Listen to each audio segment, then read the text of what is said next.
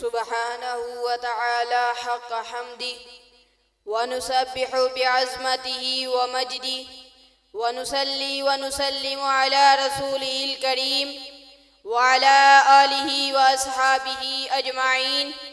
وبعد، سادة المستمعين وضيوفنا الكرام، نحن نربح بكم من صميم قلوبنا، وأسجل خالص الشكر والتقدير لجميع أساتذتي وإدارة الجامعة ولكل من ساهم في إنجاح هذه الحفلة الرائعة، ولا سيما الشيخ عبد الوحيد الذي كان له الدور الأكبر في رفع شأن هذه الجامعة.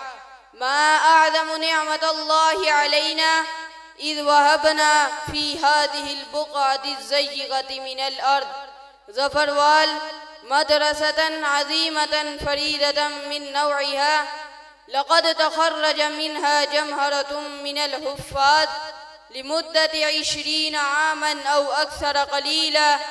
والخريجون من هذه الجامعة يقومون بخدمة الدين في شتى المجالات العملية. أيها السادة الكرام، أنتم تعلمون أن الاجتماع هنا لتكريم حفظة القرآن، وهؤلاء الحفاظ قد تفضلوا بحفظ القرآن الكريم كاملا هذا العام، لينضموا إلى صفوف من سبقوهم بهذه النعمة العظيمة. وأنتم تعلمون أن الله وحده هو الذي سيجزيهم خير الجزاء في الآخرة، وهذه التكريمات منا ليست إلا تكريما متواضعا.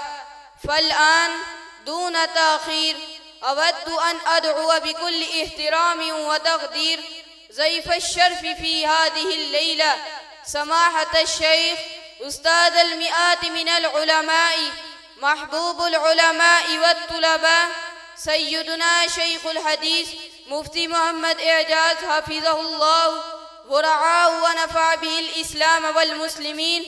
نعتز بوجوده الكريم بيننا ونشكره على تخصيصه لنا من وقته الثمين بعد الساعات القيمة.